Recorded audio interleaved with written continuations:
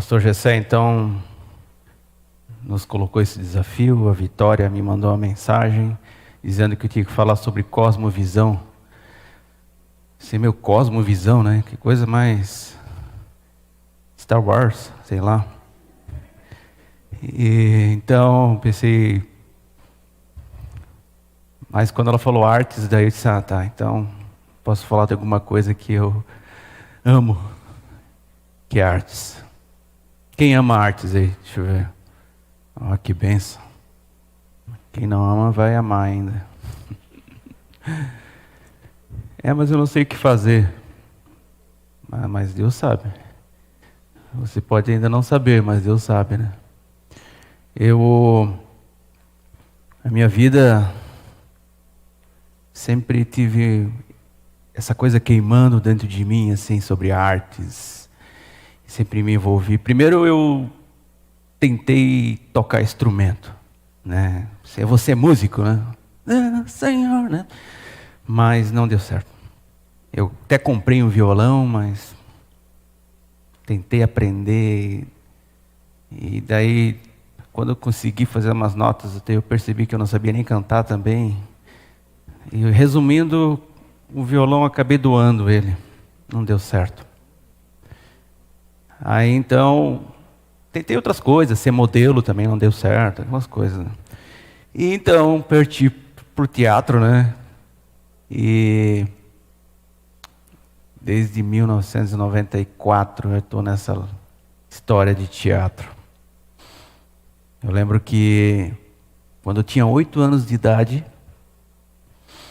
essa igreja aqui não tinha essa parte de cima aqui, só tinha a parte de baixo. Isso aqui nem estava construído, era só uma laje aqui. E a gente ficou alguns anos congregando ali embaixo. Eu lembro uma vez que veio um pastor da Alemanha, pastor importado, né? Pastor alemão. E ele veio, eu tinha 8 anos, e a irmã Leoni, na época, já sempre cuidava das crianças e tal. Ela disse, olha, esse pastor que veio da Alemanha, ele trouxe uns bonecos, ele vai fazer uns bonecos na igreja. E naquela época, fazer boneco na igreja, né? Imagina, né? Então, mas ele fez. Ele trouxe um bonequinho de espuma, assim, e fez. E alguém traduzia e tal.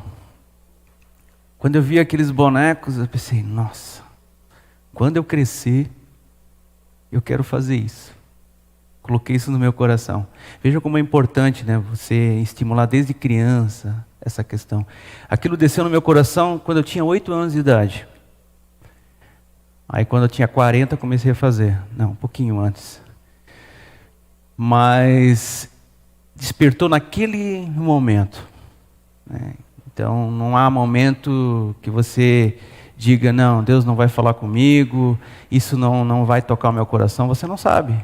Porque Deus tem um plano para a sua vida, uma forma carinhosa de levar você à vontade dEle. Então, quem sabe você já sabe, quem sabe ainda você não sabe, quem sabe seja essa noite, quem sabe seja amanhã. Mas Deus vai falar com você. Amém? Meio que fraquinho, né? É a máscara. Muito bem. Então, eu comecei a fazer bonecos também, além do teatro. E eu vou contar para vocês que o boneco de ventríloco sempre foi um sonho eu fazer. O primeiro boneco de ventríloco...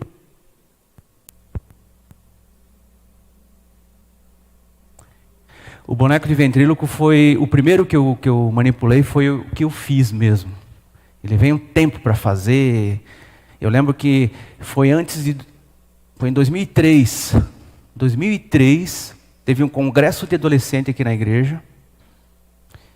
E o pastor Newton disse, olha, eu quero que tu faça uma coisa diferente. Aí eu pensei, então eu vou fazer um boneco. Aí eu lembro que eu comecei a fabricar ele, todas aquelas ideias. Eu terminei o boneco uns 15 dias antes do congresso. Ele ficou muito bom, o boneco. O único problema é que eu não pensei que eu tinha que aprender a manipular o boneco. Daí eu tinha 15 dias para manipular o boneco, pensando que seria a coisa mais fácil. Gente, o mais fácil é tu fazer o boneco. Manipular o boneco é bem complicado. Olha, foi bem difícil. Eu fiquei aqui, me sentei, escondi, botou um monte de coisa na frente do meu rosto e tal, para ver se eu conseguia fazer alguma coisa. Como nunca ninguém tinha visto uma apresentação de boneco de ventríloco, eles acharam ótimo, né? Mas foi muita bobagem que eu fiz na época, né? Então, mas foi para a época. E depois dali, eu fui melhorando, né? Não estou 100%, porque é uma técnica muito difícil mesmo, né? E muito antiga. Os bonecos de ventríloco que eu vou mostrar para vocês terem uma ideia. Quando Moisés era adolescente, lá no Egito, os egípcios já faziam manipulação de ventríloco. Para vocês terem uma ideia. Quanto tempo já existe essa arte? Moisés já estava sentado assistindo lá, fazendo um faraózinho, né? Então, eu vou mostrar hoje para vocês, eu acho que muitos já conhecem. Quem conhece o Kleber já? Já viu o Kleber? Que bom. Fazia tanto tempo que eu não faço o Kleber, irmãos, que coitado, ele está até mofo lá dentro. A pandemia fez isso, né? Eu vou pegar uma cadeira aqui.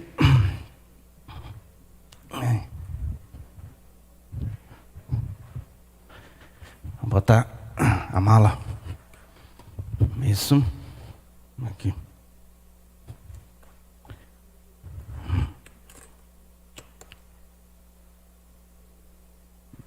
Vou pegar aqui. Tá um pouquinho.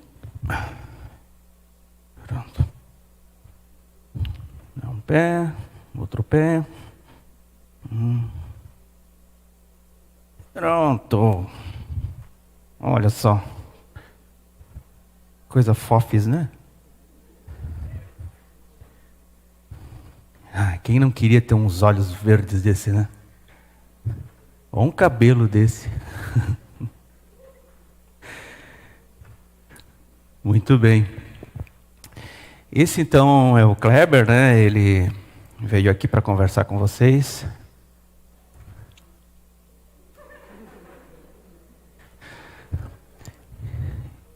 Ele veio então, fazia tempo, né, que ele não via pessoas, coitado, ficou dentro da mala no escuro todo esse tempo da pandemia. Kleber, dá uma olhada então, as pessoas que estão aqui, dá uma olhada no pessoal que está ali no canto. Isso, ali. Aquele canto lá também. Isso aí, né? Dá uma olhada no pessoal na galeria. Não tem ninguém. Muito bem, você pode ver também aqui que tem os meninos, né? O pessoal aqui. Tem as meninas também ali. Então, muito bem. Vocês querem vir ele falar alguma coisa? Já que vocês estão insistindo, então eu vou pedir para ele falar, tá bom? Kleber, fala alguma coisa. Alguma coisa. Não, só alguma coisa. Que tal você cumprimentar todas as pessoas que estão aqui? Todas? Todas elas. Tá bom. Oi, oi, oi, oi, oi, oi, oi. Não, assim não. Dá uma paz do Senhor geral. A paz do Senhor geral. Não. Diga só a paz do Senhor que eles vão dizer amém. Sério? Estão tão treinadinhos assim? Então, quer ver? Fala. A paz do Senhor. Olha, falam mesmo. Eles são gente ou são bonecos? Não, eles são gentes. Eles são gentes. Eles estão aqui. Mas aqui estão tão paradinhos, parecem uns bonequinhos. Não, eles não são bonecos. São pessoas que estão sentadinhas olhando para você. Pois é, eu tô até com medo. Não. Olha, todo mundo com máscara. Claro. Para não pegar Covid. E você? Que não dá, porque senão não dá para fazer o que eu estou fazendo. Tá enrolando. Ô Kleber, mas você está vendo todo o pessoal aqui, né? Sim. Olhando para esse pessoal aqui, onde é que você acha que você está? Deixa eu ver. Meu Deus. Não sei. Uma escola? Não é escola. Você está numa igreja e são vários jovens. Mas nessa hora na igreja? Eles tinham que estar dormindo? Não estão dormindo, estão aqui. Estão aqui porque eles querem ouvir a palavra de Deus. Ah, sim. São todos casados. Não, não, tem um monte de solteiro. Então tinha que dormir. Mas dormir por quê? É porque Deus fez a Eva quando Adão dormiu. Então, se não dormir, meu caro, não vai ter Eva. Eu acho que por isso que o jovem dorme tanto, para ver se vem a Eva. Pode ser, né? Pode ser, eu não sei. Ô Kleber, O que foi? nós estamos aqui e você sabe que a palavra de Deus é muito importante para a nossa vida. Sim, é verdade. Muito bom, né? E eu quero te fazer uma pergunta. Você conhece a palavra de Deus? Sim. Que bom. Conhece muito da palavra de Deus? Sim. Que bom. Você sabe versículos? Sei. Diz um versículo. Jesus chorou. Só esse não. Sabe outro? Não sei, deslembrei agora. Não. Vamos fazer o seguinte. Eu começo a falar o versículo e você termina. Tá bom. O Senhor é meu pastor. Amém. Por que amém? Porque é para terminar? Não. É para falar o resto do versículo. Ah, bom. O Senhor é meu pastor. O resto do versículo. Não, Kleber, não é para falar o resto do versículo. Mas você disse. Não. É para falar o que está escrito. Ah, bom. Nem só de pão viveu o homem, mas de pizza calabresa. Não, cara, não é isso. Você está trocando as coisas. Vamos fazer o seguinte. Vamos mudar de assunto. Por quê? Porque eu estou no versículo, você não sabe. Sei sim. Tá, então o último. O que os olhos não viram e que os ouvidos não ouviram, caiu na prova. Não é isso. Você está trocando tudo. Vamos falar um pouco sobre a multiplicação. Não. Matemática não quero. Não, é multiplicação de pães. Você lembra desse milagre que Jesus fez? Multiplicação de pães? Você lembra? Não, porque eu não estava lá, né? Não, mas você já leu? Sim. Ah, que bom.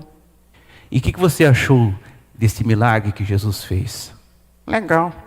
Só isso? Poxa. Vamos falar um pouco sobre essa multiplicação de pães? Vamos falar sim. Você sabe que Jesus estava lá e tinha uma multidão muito grande e eles começaram a ficar com fome. Igual esse pessoal aqui? Deixa eu ver. Meu Deus. Tá com uma cara de fome. Eu sei. Eu acho que eles querem pizza. Tá, não me corta. Vamos continuar. Então tinha aquela multidão que estava lá com fome, e então Jesus disse para os discípulos: vá lá, compra pão. Aonde? No Beckendorf? Não é no Beckendorf. Na época não tinha Beckendorf. Ah, é verdade. Devia ser esfirra. Não. Bibesfirra. Não tinha bibesfirra. Ele mandou comprar o pão para dar para as pessoas. E daí, os discípulos compraram? Não tinha dinheiro. Eles disseram: não tem dinheiro, mestre, para comprar pão para todo mundo. Aí então todo mundo morreu de fome. Não acabou assim. Aí então Jesus disse assim: vá lá e veja o que nós temos. E o que aconteceu?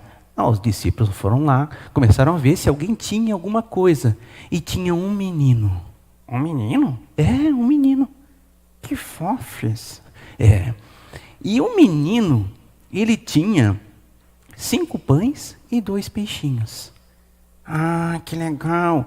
E eles pegaram do menino. Quê? Pegaram a comida do menino? Meu Deus, que pecado. Eu já imagino quando ele saiu de casa. A mãe deve ter entregue para ele e disse: não vai dividir com ninguém. Pois mas aí os discípulos pegaram os 5 pães e os 2 peixinhos. E sabe o que Jesus fez? Sim, comeu tudo. Não! Ele começou a dividir. Dividir o quê? O pão e o peixe. É por isso que tem o versículo que nem só de pão vive o homem, mas de peixe também. Não é por causa que tem esse versículo. Aí ele começou a dividir e começou a alimentar todo aquele povo. Que coisa boa. Isso. E ele alimentou tudo. E ainda sobrou um monte de cestos de pão que Jesus dividiu. Sobrou? Sim. Eu sei por que sobrou. Por quê? Porque não tinha crente da Assembleia de Deus lá. Porque pensa nos jovens que comem um monte. Se esses jovens estivessem lá, não ia sobrar um pão. Quando eles vão ali no rango, meu Deus, comem tudo que tem. Se cuidar, come até o guardanapo. Não. Pode ser. A gente come muito, né? Quando é jovem. A gente precisa comer. Comer e dormir, né? É isso aí. Falando nisso, eu tô com sono. Tá com sono? Sim, eu acho que vai vir minha Eva. Não vai vir, não. Não vai vir a tua Eva. Mas eu tô com sono. Não, mas não vai vir. Tá bom.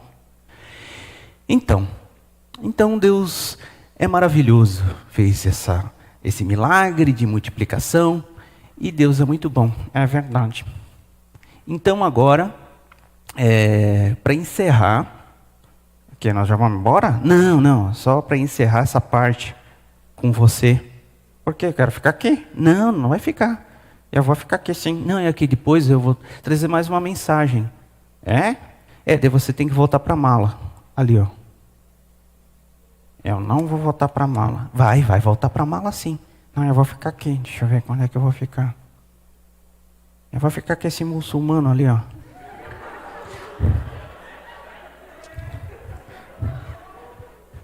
Eu acho que ele estava lá no tempo de Jesus comendo a multiplicação de pães. Tem uma cara de esfomeado. Não, Kleber, para com isso. Ele não é muçulmano. É sim. Olha, se tirar a máscara aí mesmo que vai parecer que é muçulmano. E você também parece. Tá muito longe não. Tá bom. Então você vai ficar ali? Sim, eu vou ficar ali. Eu acho que até meu pai e ele. Deixa eu ver. Olha, não sei. Tá. Então, para encerrar, você quer falar alguma coisa para as pessoas? Dar um conselho? Um conselho? Dá um conselho para todo mundo. Tá bom. Pessoal, é o seguinte. Nunca desista dos seus sonhos. Se não tiver no Benkendorf, procure em outro lugar. Pronto, já dei um conselho. Não, mas esse conselho não adiantou nada. Eles estão com fome. Não. Tem que dar um conselho que realmente faça a diferença. Então tá bom. Pessoal, vão dormir que a Eva tá vindo. Não, isso também não é um conselho muito interessante. É claro, você já casou, né? Tá garantido lá, tua Eva tá ali, ó. Agora a minha Eva, nem sei. Deve estar aí no meio. O muçulmano também está procurando a Eva dele.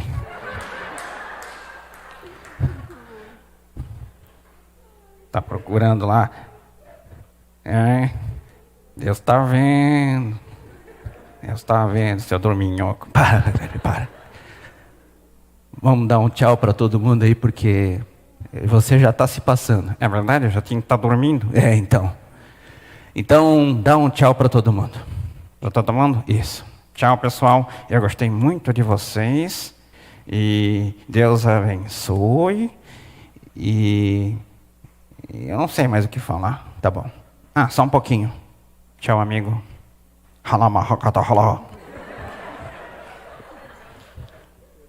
O que você falou? Eu falei, não desista da Eva. Então tá bom. Dá mais um tchau. Tchau, pessoal.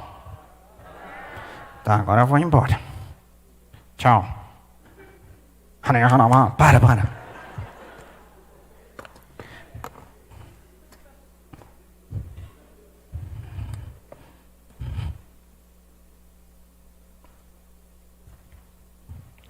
Pronto.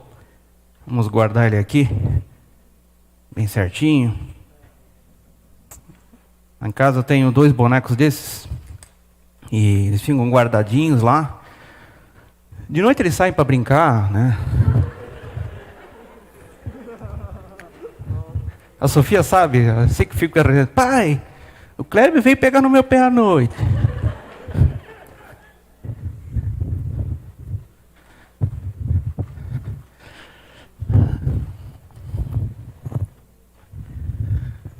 Ai, ai. Então,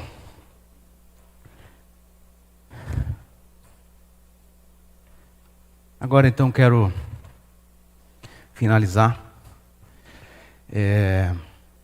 falando sobre um pouco sobre o que é a arte no reino de Deus, né? Eu lembro que lá em 1990 bolinhas, quando a gente começou a fazer teatro, quando realmente começou a nascer isso no meu coração, a arte cênica, ela era ainda uma arte assim vista como algo que não era muito interessante, né? Principalmente na igreja, nos locais, porque como é uma ferramenta que era muito usada somente usada para levar uma mensagem muitas vezes errada, mensagem totalmente, muitas vezes obscena. Então o teatro sempre foi uma palavra assim que não era visto como uma ferramenta que poderia ser usado na mão de Deus. Mas graças a Deus essas coisas foram mudando. E com o tempo começou a se perceber que a arte, particularmente a arte cênica, ela é uma grande ferramenta para o evangelismo. Eu digo que a arte por si só é uma das formas mais eficazes de você levar o evangelho às pessoas. Porque além de você ouvir a palavra, você vê a palavra através das encenações, através da pintura, através da música. Então a arte realmente ela é uma ferramenta assim que glorifica o nome do Senhor, porque Ele é a fonte de toda a sabedoria e de toda arte e toda manifestação artística, quando o nome dele realmente está no centro. Em Gênesis 2:7, eu quero ler só esse versículo com vocês. É um momento aonde que Deus cria o homem. O versículo, ele diz assim, vamos abrir lá, 2:7. O versículo diz assim: Então o Senhor Deus formou o homem do pó da terra, soprou o fôlego de vida nas suas narinas, e o homem se tornou um ser vivo. Tem uma tradução que diz assim: Então Deus modelou o homem. Neste momento, eu imagino esse momento onde que Deus modela Adão. Realmente Adão foi modelado e foi uma obra de arte de Deus. Eu imagino, porque quando a Bíblia diz, façamos o homem, então Deus estava ali, o Espírito Santo estava ali e Jesus estava ali. Os três estavam ali modelando uma obra de arte que seria Adão, que seria o ser humano. E um monte de barro.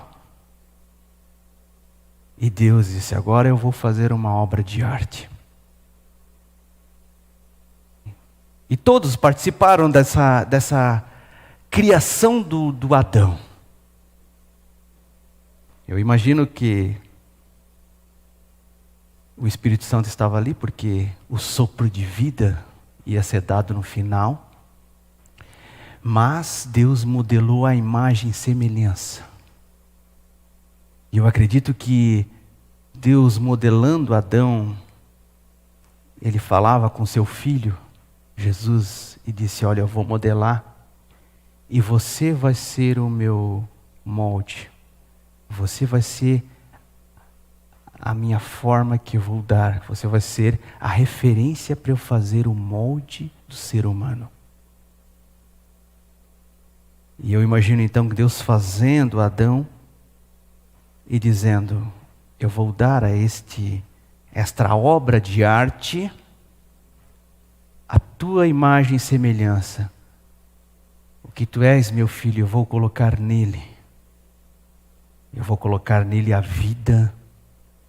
Eu vou colocar nele a ousadia que tu tem.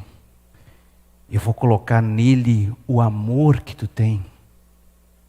É tipo aquele pintor que pega um objeto e fica olhando e desenhando. Já viram isso? Né? Quem é pintor aqui? Quem faz pinturas assim? Não que seja profissional, mas já fez assim, olhando um objeto e copiando o objeto para o papel. Já fez isso? Ficou bom? Mais ou menos. A gente tenta copiar, mas quanto mais talento tem a pessoa, mais igual fica, não é verdade? Quanto mais dedicação você tem naquele desenho, mais igual vai ficar aquilo que você está copiando. E Deus, quando fez Adão, Ele pegou a forma de Cristo e colocou nele. E Deus é perfeito, e vocês acham que ficou mais ou menos? Não. Ficou muito bom. Tanto é que Deus viu tudo que fez e disse que era bom. E quando Ele fez Adão, Ele colocou então, com as próprias mãos Ele modelou, façamos. Ele fez com a própria mão, modelou. E as características de Jesus foram colocadas em Adão. A mente de Cristo foi colocada no Adão. E é por isso que Paulo nos fala que nós temos que ter a mente de Cristo, porque quando Deus nos fez como uma obra-prima, Ele colocou a mente de Cristo no Adão. Olha que incrível. Ele colocou os sentimentos do Filho no Adão, tanto que Jesus foi considerado o segundo Adão, porque ele foi a referência para Adão, em todas as características, tudo. E essa obra-prima Deus fez, e desta maravilhosa obra-prima veio vocês, que também são todas umas obras-primas maravilhosas, fofas e lindas, e únicas. E únicas. Porque uma coisa que o artista, o pintor, é difícil para ele pode ser o cara melhor que for, mas se eu pedisse para Leonardo da Vinci fazer um outro quadro, vamos dizer, da Santa Ceia, não ia ficar igual. Porque cada obra que é feita é colocado emoções, é colocado objetivos, é colocado sentimentos. E eu digo que cada obra-prima que Deus fez, cada um de vocês que estão aqui, são diferentes, mas com as características de Cristo. Mas Eclesiastes diz que o mais importante não é como as coisas começam, mas sim como elas terminam. Hoje, quando eu falo Adão para vocês, quando eu falei Adão para vocês, não veio uma obra-prima na mente de vocês. Ou veio não? Não veio, né? O que vem na mente de vocês quando eu falo Adão? O que vem na mente? O que faz lembrar que hoje nós estamos aqui numa ruim, um monte de problema, pandemia, máscara no rosto, espinha, tudo tudo por causa desse Adão. Acaba vindo isso na nossa mente. Mas ele foi uma obra-prima feita por Deus com perfeição. Mas quando Eclesiastes nos diz que o mais importante não é como as coisas começam, mas como elas terminam, porque realmente fica na nossa mente o fim que é dado às coisas. E a gente ouve muitas pessoas dizerem: quando eu era mais novo, eu fazia tanta coisa. Quando eu era mais novo, olha, 30 anos atrás, eu ia na igreja, eu era obreiro, eu era artista, eu fazia teatro, e agora? Foi. Acabou. Passou. Mas o que tu faz hoje? Nada.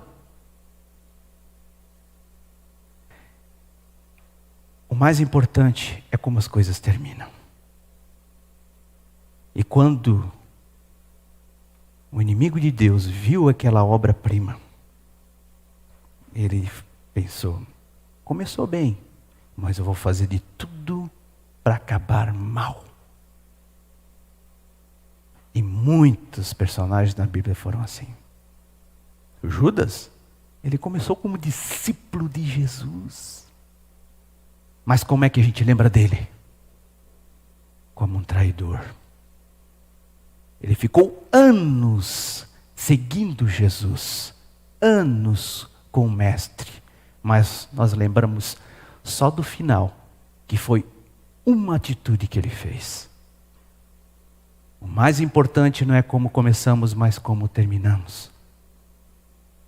E a obra-prima que Deus está modelando na tua vida, a obra-prima que Deus está fazendo com a sua vida, é só o começo.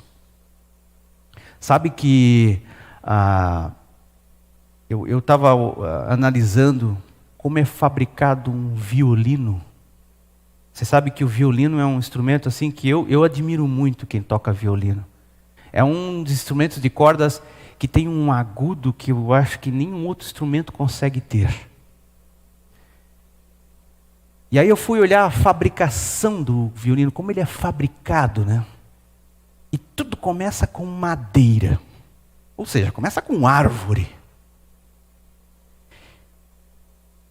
E é incrível porque é difícil você olhar para uma árvore e dizer assim: nossa, tem vários violinos nessa árvore.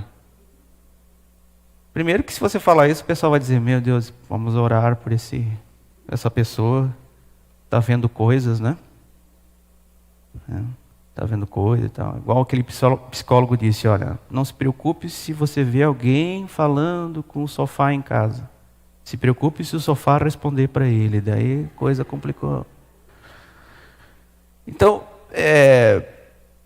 você não consegue olhar por uma árvore e ver um violino. Por quê?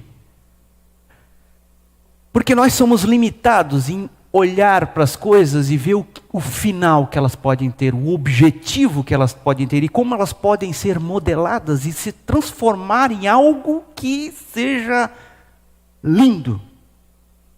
Um instrumento valioso que é o violino. Mas Deus vê. E nós somos árvores. Nós somos madeira bruta que precisamos ser trabalhados para se transformar num violino, num instrumento, aonde que Deus possa te usar. Mas o problema é que o processo para transformar aquela árvore num violino não é fácil. Porque primeiro, mais de 70% da árvore vai para o lixo. Não é aproveitável. Tanto é que o violino ele é super fininho, então o que é aproveitado da madeira para fazer o violino é muito pouco. E a maioria da madeira é jogado fora. O que isso significa? Significa que realmente para nós nos tornarmos um instrumento na mão de Deus, muita coisa na nossa vida tem que ser jogado fora, tem que ser tirado. E o mais importante é que a forma da árvore vai mudando. Agora, depois que você se transforma num violino, não tem mais como voltar a ser árvore de novo. Não tem. Não tem mais como.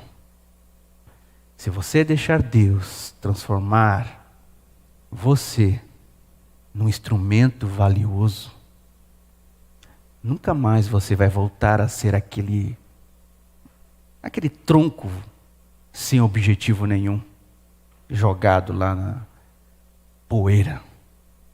Você vai ser um violino. Mas ser violino não significa que você está sendo um artista nas mãos de Deus. Porque o violino por ele só, ele não traz som nenhum. Ele precisa ser usado nas mãos do mestre. E para isso, você tem que realmente se deixar, se doar, se dar a ele. E isso é muito maravilhoso, quando você realmente entrega a tua vida para que você possa ser tocado por ele. E o som que sai do violino, ele é um som tão lindo, que ele chama a atenção das pessoas. E é isso que Deus faz. Ele quer chamar a atenção das pessoas com a tua vida, com o teu som, com a tua forma, com a tua vida.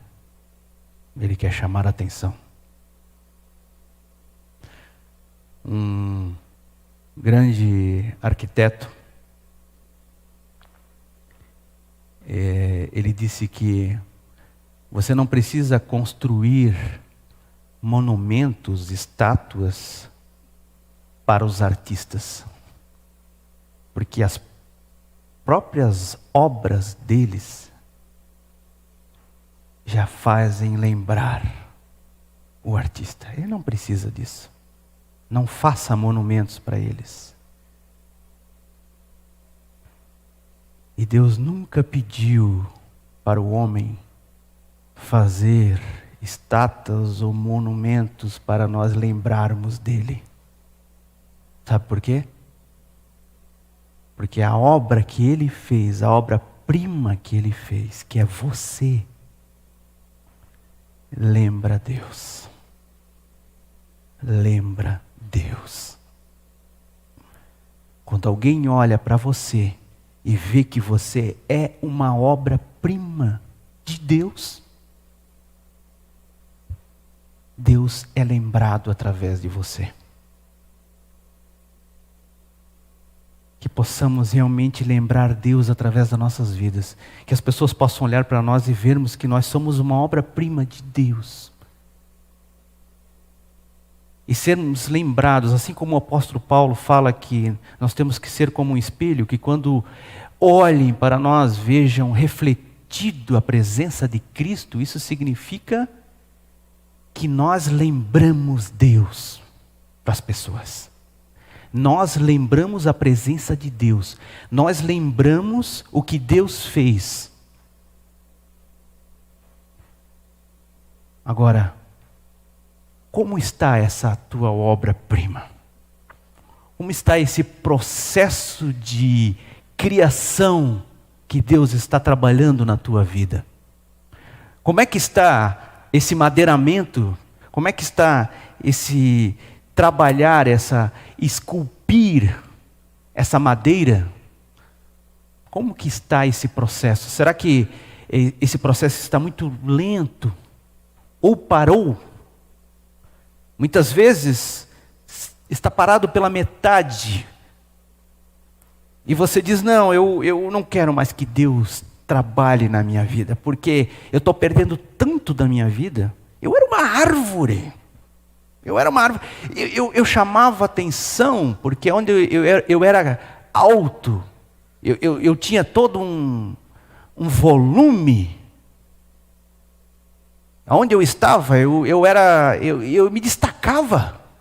E agora eu fui retirado porque eu quis que Deus me usasse. Então eu já virei um tronco, e desse tronco eu estou virando tábuas finas. E cada vez mais eu estou ficando invisível. Para que isso? Será que vale a pena eu virar umas tabuinhas tão fininhas? Será que vale a pena eu perder tanto da minha vida para que Deus possa me transformar num instrumento? Será que vale a pena? E muitas vezes isso passa na nossa cabeça.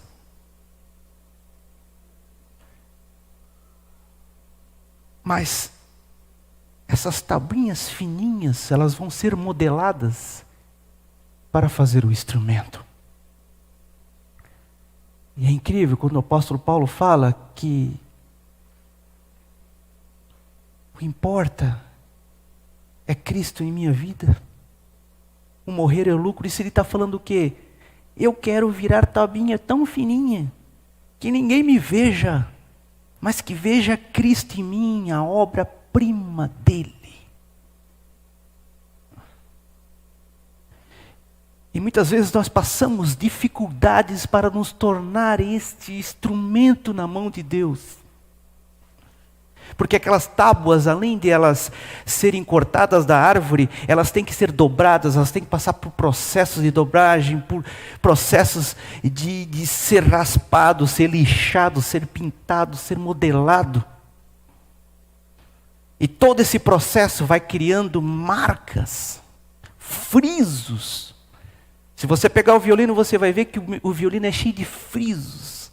Isso são cicatrizes que vão sendo marcadas na nossa vida, mas são marcas que Cristo vão deixando, e essas marcas vão te modelando, vão te dando o caráter de Cristo, e vão te fazendo diferente. Mas para isso você tem que deixar Cristo te modelar. Assim como Deus modelou Adão, com referência ao Filho de Deus, Ele quer te modelar todos os dias, para que você também fique mais parecido com Cristo. E que as pessoas possam olhar para você e lembrar de Deus, e dizer: você é uma obra-prima de Deus na tua vida.